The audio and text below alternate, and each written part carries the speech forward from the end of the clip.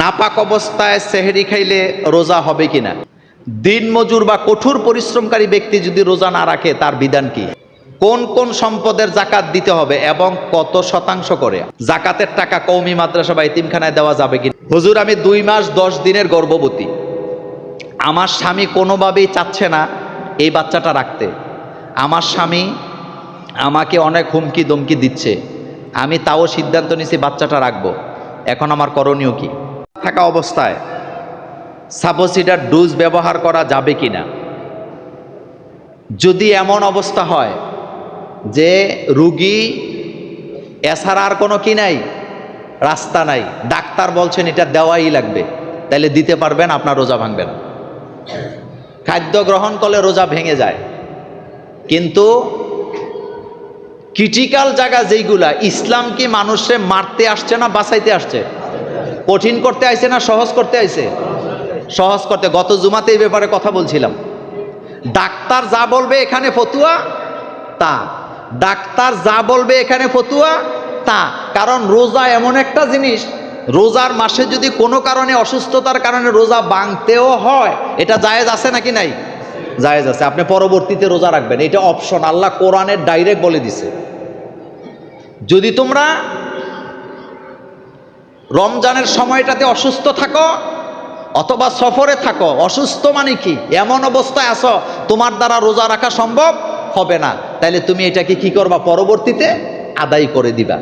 সুতরাং ডাক্তার যদি বলে যে এটা ছাড়া একটা রুগী তার ব্যথার যন্ত্রণা অস্থির, মরে যাওয়ার মতো অবস্থা, তাহলে সে ডোজ দিতে পারবে। আর ডাক্তার যদি বলে যে না, না দিলেও সমস্যা নেই, তাহলে দিবেন না, কোনো সমস্যা নেই। কোন কোন সম্পদের জাকাত দিতে হবে এবং কত শতাংশ করে? 2.5%। বলেন কত শতাংশ? এটা ব্যাখ্যা করলে অনেক সময় লাগবে। যেমন ছাগলের জাকাত, উটের জাকাত, গরুর জাকাত আলাদা আলাদা আছে না? আমাদের বাংলাদেশে গরু ছাগলের উপরে জাকাত আসার সম্ভাবনা বেশি একটা নাই, কারণ এত সম্পদ আমাদের কাছে নাই। 100 ছাগলের মালিক এরকম কেউ আছে নাকি? নাই। 100 গরুর মালিক কেউ আছে নাকি? 40টা উটের মালিক এরকম কেউ নাই। তবে গচ্ছিত সম্পদের উপরে দিবেন। আরেকটা কথা বলছেন যেহেতু, সেটা বলে দেই, ফসলি জমির উপরে জাকাত দেওয়া লাগে না, কারণ ফসলি জমিনে আমরা উসর দেই, ওই যে মা যখন দানটা আসে তখন যেটা দান করেন ওইটা, কিন্তু ফসলের জমিনের উপর কি দেওয়া লাগে না, জাকাত দেওয়া লাগে না। আপনার 6 তলা একটা বাড়ি আছে, বাড়িটার উপরে জাকাত আসবে না, কিন্তু বাড়ির যে রেন্ট অর্থাৎ ভাড়া যেটা পান ওইটার উপরে কি আসবে, যদি নেশাব ক্রস করে এটার উপরে জাকাত আসবে।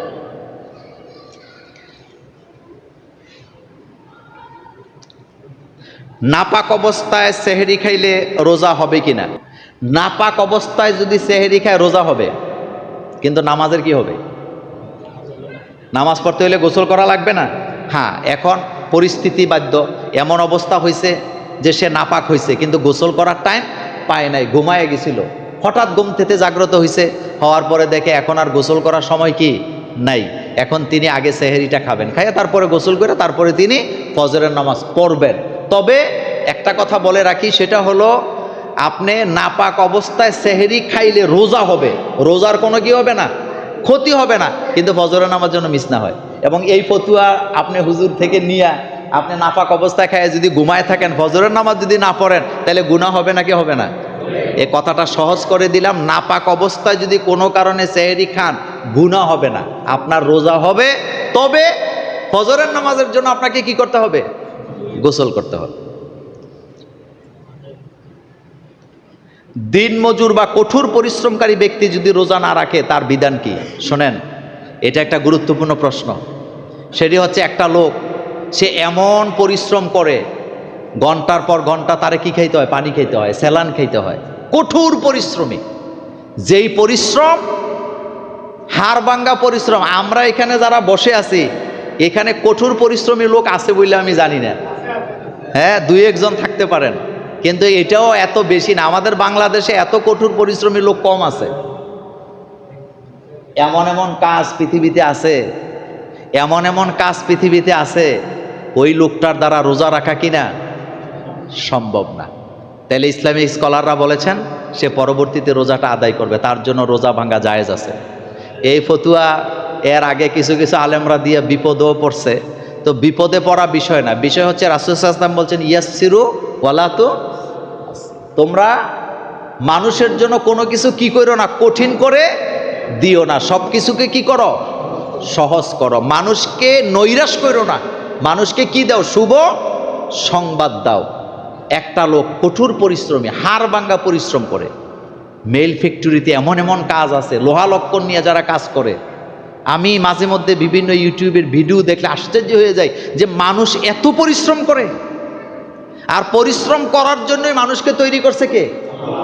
আল্লাহ পাক বলছে আমি মানুষকে কঠিন পরিশ্রম করার জন্য তৈরি করছি। তো কঠিন পরিশ্রম, আমি তো এনে বৈশা বৈশা খতবা দেই আনন্দের সহিত, এটা কি কঠিন পরিশ্রম নাকি? না। কিন্তু যিনি লোহা টানে, যিনি মাটি টানে, যিনি জাহাজ থেকে মাল কি করে মাথায় করে আপনার আনলোড করে, লুট করে, তাদের অবস্থাটা আপনি চিন্তা করেন। তো ইসলাম কি তারা মারতে আসছে নাকি? ইসলাম কি আইছে যে এরকম মাইরা ফেলতে হবে তারে? না, সে পরবর্তীতে রোজা রাখবে, তার জন্য রোজা ভাঙ্গা সাময়িক কি আছে, জায়েজ আছে। আমির হামজা উপরওয়ালা শব্দ নিয়ে পুরো দেশে তোলপাড়, এমপি হয়ে উনি কি ভুল করলেন? উপরওয়ালা শব্দ বলতে উনি, আমি এই বক্তব্যটা শুনছি যেহেতু প্রশ্নটা আসছে, আসলে আমাদের দেশে কোথাও যখন কোনো অন্যায় কাজ হয় তখন যখন জিজ্ঞেস করে তুমি এটা করলা কেন, কয় এটা কার নির্দেশ? জোরে কর না, উপরের নির্দেশ, আল্লাহর কয় না। এটা আপনারা বুঝেন, উপরওয়ালা বলতে এখানে আল্লাহরে কেউই বুঝায় না। যারা ভুল বুঝছে তারাও জানে এখানে উপরওয়ালা বলতে আল্লাহরে বুঝানো হয় নাই। সবাই জানে ঘটনাটা কি, সবাই জানে ঘটনা। সুতরাং কিছু মানুষ তো দুনিয়াতে থাকবেই যারা গোলা পানিতে কি করবে, মাছ শিকার করতে চাইবে। আপনি যদি আমার কথার মধ্যে ভুল ধরেন, আজকে যে জুমার আলোচনা করছি 100টা ভুল ধরতে পারবেন, কারণ আমি মানুষ, আমি ফেরেশতা না, আমি নবী না, আমার কাছে ওহী আসে না। আমরা কথা বলতে যে শব্দে উচ্চারণে ভুল করি না, কি করি না, আমরা ভুল করি। এখানে সে একটা অন্যায়ের প্রতিবাদ করতে গেছে, আরেকজন বলছে উপরের নির্দেশ, সে বলছে এই এখন আমার উপরে এখানে এই জেলায় কেউ নাই, তো এটা বললে কি আল্লাহরে বুঝাইছে নাকি? আল্লাহর আইন কি এই জেলার মধ্যে চলে নাকি বেটা? একটা লোক, আপনি বলেন তো, সিএনজি স্টেশনে একটা ছেলে টাকা উড়াইতেছে, টাকাটা কি মূলত সে উড়াইতেছে না তার উপরে আরেকটা সাপোর্টিং আছে? আসতে কোন কেন? তাই উপরওয়ালা বলতে তো এখানে সাপোর্টিং ওলারে বুঝায়। ওই দিন হাসনাতের ব্যাপারে একটা ভিডিও দেখলাম, সে যে ডাইরেক্ট বললেন যে থানার মধ্যে অমুক অমুক দালালের কথা ছাড়া কোনো মামলা নেওয়া হয় না, অমুক ওসি আবার সেকেন্ড অফিসার ঘুষ খায়, টাকা ছাড়া কি দেন একটা পাও সে দেয় না। তাহলে বুঝে গেছে এখানেও একজন উপরওয়ালা আছে নাকি নাই? উপরওয়ালা তো আছে। উপরওয়ালা বলতে তো এখানে প্রশাসনকে বোঝানো হয়েছে। কিন্তু আপনি একেবারে ফেরেশতা, আপনার দায়িত্বে দিলে তখন বুঝবেন আপনি জিনিসটা কি। এখানে আপনারা কথাটা এইভাবে বলি যে আপনারা যারা সামনে বসে আছেন অনেক সময় মনে মনে বলতে পারেন যে হুজুর এই কথাটা এমনি না বললে ওইভাবেও তো বলতে পারতেন, কিন্তু আপনারা যদি আমি এনে বসাই দেই, আপনি দিয়ে দেখেন বক্তৃতা দিতে কত কঠিন। প্রশাসনের দায়িত্ব পালন করা সহজ না কঠিন? এই যে যেই ছেলেগুলারে আপনারা এমপি বানাইছেন, আমি তো মনে করি যারা এমপি হবে বর্তমান সরকারের দায়িত্ব তারা যেন ঢাকায় না থাকে, তারা যার যার এলাকায় থাকবে। এই দায়িত্ব ওনার এলাকায় থাকবে। উনি ঢাকা শহরে ওনার কাম কি? উনি ঢাকা কাজ কি? বিদেশে ওনার কাজ কি? উনি এমপি হয়েছে, কথার কথা আমাদের ব্রাহ্মণপাড়া বুড়িচঙ্গে যিনি এমপি হয়েছেন উনি কি ঢাকায় বাস করার জন্য হয়েছে না আমাদের খেদমত করার জন্য হয়েছে? তো উনি তো এলাকায় থাকবে, উনি এলাকার বাজারঘাট দেখবে, প্রশাসন দেখবে, আইন শৃঙ্খলা দেখবে, কোথায় কি হচ্ছে, অন্যায় হচ্ছে দেখবে। উনি ঢাকা শহরে বাড়ি করে থাকার জন্য তো ওনার জনগণ ভোট দেয় নাই। আর অন্যায়ের প্রতিবাদ হবে, এটারে কাইট করে উল্টা করে দেখেন কেন, আপনারে বসাই দেখ না, তখন আপনি টের পাইবেন। গতকালকে দেখলাম একজন আমাদের যে সংসদ সদস্য কি যে পাগড়ি পরে হানজালা, সে একজন তার চাঁদাবাজকে বলতেছে যে তোমাকে নিষেধ করার পরও তুমি আবার চান্দা নিছো, তোমার কলিজাটা এত বড় হইল কেন?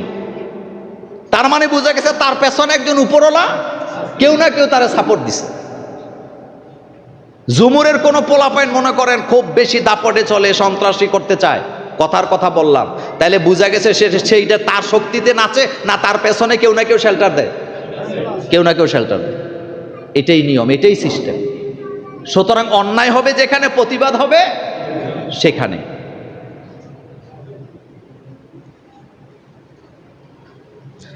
হুজুর আমি 2 মাস 10 দিনের গর্ভবতী, আমার স্বামী কোনোভাবেই চাচ্ছে না এই বাচ্চাটা রাখতে, আমার স্বামী আমাকে অনেক হুমকি দমকি দিচ্ছে, আমি তাও সিদ্ধান্ত নিয়েছি বাচ্চাটা রাখবো, এখন আমার করণীয় কি? বাচ্চা কি নষ্ট করা যাবে? ফতুয়া জোরে দেন না, অসুবিধা নেই, এটা রেকর্ড হোক। নষ্ট করা যাবে? যাবে না। চিন্তা করেন তো, যেই স্বামী এই কাজটা করতে বলে, এটা কি মানুষ নাকি পশুর চাইতে আরো খারাপ? বেটা তুমি এই বাচ্চাটা, তোমারে সফটলি বলি, এই বাচ্চাটা তুমি নষ্ট করতে চাও, হতে পারে এই বাচ্চার কারণে তোমার ভবিষ্যৎ পাল্টে যাবে। যেই বাচ্চাটা তুমি নষ্ট করতে চাচ্ছ, হতে পারে এই বাচ্চার কারণে তুমি জান্নাতে যাইতে পারবা, হতে পারে এই বাচ্চার কারণে সারা দুনিয়াতে তোমার নাম পরিচিতি ছড়ায় পড়বে, হতে পারে এই বাচ্চার কারণে তোমার সমাজ উপকৃত হবে, রাষ্ট্র কি হবে? উপকৃত হবে। কারণ কোন বাচ্চা কি হবে এটা একমাত্র জানেন কে? সূরা লোকমানে আল্লাহ পাক বলছেন ইন্নাল্লাহা ইনদাহু ইলমুস সাআ। এই আয়াতে আল্লাহ পাক বলছে মায়ের রেহেমের মধ্যে যে বাচ্চা আছে, এই বাচ্চার ভবিষ্যৎ কি, বাচ্চার কোয়ালিটি কি, এটা একমাত্র জানে কে? আল্লাহ। তো সুতরাং আমি আমার ভাইকে বলবো, আমার বক্তব্যটা আমার বোন যেন তার হাজবেন্ডকে শোনায়, এই বাচ্চা আপনি নষ্ট করবেন না। হতে পারে এই বাচ্চার কারণে আপনি জান্নাতি হবেন, হতে পারে এই বাচ্চার কারণে আপনার পরিবার সংসারে এত উন্নতি হবে আপনি চিন্তাও করতে পারবেন না, হতে পারে এই বাচ্চার কারণে আপনার সারা দুনিয়াতে নাম ছড়ায়া পড়বে। এজন্য বাচ্চা নষ্ট করবেন না, এটা হত্যা, এটা মহাপাপ। মানুষ হত্যা করলে যা হয়, একটা বাচ্চা হত্যা করলে তার চাইতে আরো বেশি হয়। কারণ বাচ্চাটা কি পাপী না নিষ্পাপ? একটা নিষ্পাপ বাচ্চা আপনি হত্যা করে দিবেন? আপনি কি মানুষ? আপনার মধ্যে কি মনুষ্যত্ব আছে? আপনার কি মাথায় একবার ঢুকে না যে আমার বাপ যদি আমার পেটের মধ্যে থাকতে এইভাবে হত্যা করত? বাচ্চা হত্যা করা এগুলো ফেরাউন নমরুদদের কাজ। বলেন কাদের কাজ? ফেরাউন নমরুদরা বাচ্চা হত্যা করতো। ইউযাব্বিহুনা আবনাআকুম ওয়া ইস্তাহইউনা নিসাআকুম। আপনি তো মানুষ, আপনি তো মুসলমান, মুসলমান নাই হন, কোন মানুষ এই কাজ করতে? শোনেন, বাচ্চা হত্যা করতেছেন, লাফাইতেছেন। পৃথিবীতে একটা উন্নত দেশ জাপান, বলেন কোন দেশ? কিন্তু আপনি জানেন জাপান এখন মানুষের জন্য হাহাকার করতেছে। তাদের প্রতি বছরে 10 লাখ করে মানুষ কমে যাচ্ছে দেশে, প্রতি বছর তাদের 10 লক্ষ করে মানুষ কমে যাচ্ছে। ওই যে অন্যায় করছে, এতদিন বাচ্চা নিতে চাইছে না, এখন সরকার ঘোষণা দিচ্ছে 2 নাম্বার 3 নাম্বার 4 নাম্বার বাচ্চা যারা নিবে তাদেরকে পুরস্কৃত করা হবে। জাপানের সামাজিক অবস্থা এমনভাবে ভেঙে গেছে, জাপানে ছেলে মেয়েরা বিয়ে করতে চায় না, জিনা করে সময় কাটায়। কারণ বিয়েটারে মনে করে কি না দায়িত্ব, বোঝা তো আপনি কইছেন, বিয়েটারে কি মনে করে? দায়িত্ব নিবে না, বাচ্চাও নিবে না, মেয়েও মনে করতেছে বাচ্চা টাচ্চা নিব না আমার মতো। কিন্তু দেশটা কোন জায়গায় চলে যাচ্ছে? ডাক্তার জাকির নায়েক, আমরা দোয়া করি আল্লাহ তার হায়াতকে আরো লম্বা করুক। ডাক্তার জাকির নায়েকের একটা লেকচার চমৎকার শুনেছিলাম আমি ছাত্র জীবনে। তিনি এক জায়গায় বলেছিলেন যে মানব সম্পদের চেয়ে বড় সম্পদ পৃথিবীর মানুষের জন্য আর কিচ্ছু নেই। মানব সম্পদ কখনো বোঝা হয় না। আপনার 5টা ছেলে আছে তো বিশ্বাস করেন এরা আপনার বোঝা না। হতে পারে আপনি তাদেরকে লালন পালন করতে যায় কিছুটা দিন আপনি কষ্ট করবেন, কিন্তু 5টা ছেলে যখন কামাইতে যাবে পুরা পাড়ার লোকেরা আপনার সাথে কুলাইতে পারবে? তো এটা মাথায় ঢুকে না কেন? রাসূল বলছে যার ঘরে সন্তান যত বেশি তার ঘরে বরকত বেশি। চীন আজকে সারা পৃথিবীর মানুষের উপরে মাতাব্বরি করে, তাদের আসল সম্পদ কি? মানব সম্পদ। জাপান পিছিয়ে যাচ্ছে কেন জানেন? সম্পদ নাই। জাপানে একটা ঘরে একটা মেয়ে, তার মেয়ে আর সে ফুড পয়জনে মারা গেছে। 6 মাস পরে লোকেরা জানতে পারছে এই ঘরে মানুষ মরে গেছে। কিন্তু আমাদের বাংলাদেশে কি এরকম নাকি? এরকম না। ইসলাম আমাদেরকে সমাজবদ্ধভাবে, পারিবারিকভাবে, সামাজিকভাবে আমাদেরকে বাঁচতে শিখাইছে। সুতরাং বাচ্চা আপনি নষ্ট কখনই করবেন না। আল্লাহ পাক বলছে লা তাকতুলু আওলাদাকুম খাশিয়াতা ইমলাক, খবরদার তোমরা তোমাদের বাচ্চাগুলাকে রিজিকের অভাবে কখনো হত্যা করে দিও না, হত্যা করে দিও না। আগে বাচ্চা আছে, হতে পারে ওইগুলা দিয়ে আপনার কোনো উপকার হবে না, কিন্তু হতে পারে এই বাচ্চা যেটা নষ্ট করতে চান শেষ জীবনে তারে ছাড়া আপনার আর কোনো ভরসা থাকবে না। আল্লাহ আমাদেরকে সহি বুঝদান করুক, আমরা বলি আমিন। জাকাতের টাকা কওমি মাদ্রাসা বা এতিমখানায় দেওয়া যাবে কিনা? হ্যাঁ, জাকাতের টাকা কওমি মাদ্রাসায় দিতে পারবেন যেই কওমি মাদ্রাসায় কি আছে? লিল্লা বোর্ডিং আছে। বলেন কি আছে? এতিমখানা আছে, লিল্লা বোর্ডিং আছে। যে কোনো মাদ্রাসায় যেই মাদ্রাসায় লিল্লা বোর্ডিং আছে, যেই মাদ্রাসায় এতিমখানা আছে, এটা হোক কাউমি হোক ব্যক্তি মালিকানা, যা ইচ্ছা তা হোক, ব্যক্তি মালিকানায় আমাদের দেশে এতিমখানা আছে না? আমি অনেক জায়গায় গেছি, দেখছি একজন লোক একটা এতিমখানা চালায়। এতিমখানা চালানো যে কত কঠিন, কারণ আমাদের দেশে কথা বললে কষ্ট পাবেন, আমাদের দেশে একটা কথা আছে, তেল্লার মাথায় তেল দেয়, এই কথাটা সত্য নেই? বিরাট বড় মাদ্রাসা, 10টা বিল্ডিং আছে, ওই মাদ্রাসায় নিয়ে আবার 10 কোটি টাকা দিয়ে দেয়।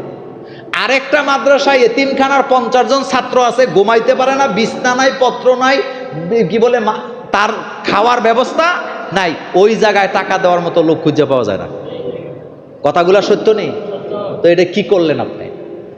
আমি অনুরোধ করব, যাদের জাকাত যারা দেয় লক্ষ লক্ষ টাকা, কাউমি মাদ্রাসা হোক আর যেই মাদ্রাসাই হোক, এতিমখানা যেগুলোতে আছে, আপনি যেই মাদ্রাসায় 10 তলা বিল্ডিং আছে, 5 তলা বিল্ডিং আছে, তারা স্বচ্ছ, তাদের হাজার হাজার ছাত্র আছে, তাদের চেয়ে বেশি গুরুত্বপূর্ণ গ্রামে গঞ্জে যারা এতিমখানা চালায়, এক বেলা খাবার পাইলে আরেক বেলা ঠিক মতো পায় না, ওই বাচ্চাগুলোর জন্য কিছু করা আমাদের দায়িত্বে আছে নাকি নাই? তো জাকাতের টাকাটা আপনি ওই জায়গায় পাঠান না, ওই জায়গায় পাঠাইলে বেশি কাজে দিবে। আপনি দেখবেন যে সবচেয়ে বেশি দরকার কোনটার, একটার খাবারই নেই, ওইটাকে আপনি না দিয়া আরেক জায়গায় সব আছে, আপনি গোপনে নিয়ে খামে ঢুকাইয়া 10 লাখ টাকা দিয়ে দিতেছেন, এটা কি আপনার উচিত? উচিত না। এই জন্য এতিমখানা যেগুলো চলে না, সেগুলাতে আপনারা টাকাটা দেওয়ার চেষ্টা করবেন, এবং কাউমি মাদ্রাসায় অবশ্যই জাকাত দিবেন, যেই মাদ্রাসাগুলোতে কি আছে, এতিমখানা আছে, লিল্লা বোর্ডিং আছে। আল্লাহ পাক আমাদেরকে কবুল করুক, আমরা বলি আমিন।